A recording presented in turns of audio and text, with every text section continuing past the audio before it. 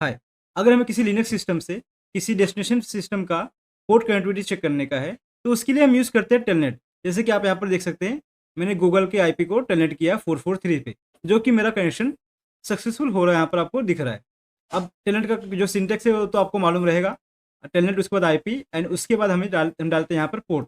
But अगर किसी system पे टेलनेट नहीं है, क्योंकि अगर सीएस बेंचमार्क के हिसाब से देखा जाए तो टेलनेट इनसिक्योर है, किसी सिस्टम पे टेलनेट इंस्टॉल नहीं होना चाहिए।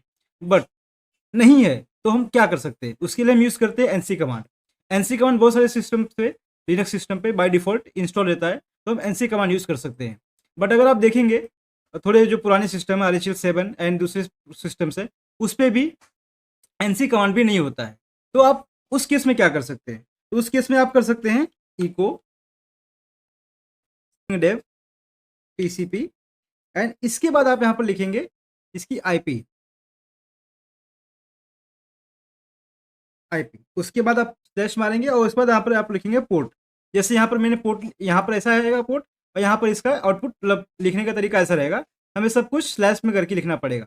जैसे कि यहाँ ये मेरा आईपी हो गया एंड ये मेरा पोर्ट हो गया।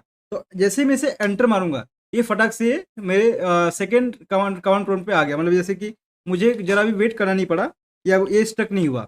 और इसको अगर इसका आप ऐसे चेक करेंगे डॉलर क्वेश्चन मार्क डाल के, अगर इसका आउटपुट 0 आ रहा है यहाँ पर, तो इसका मतलब कनेक्शन सक्सेसफुल हो गया।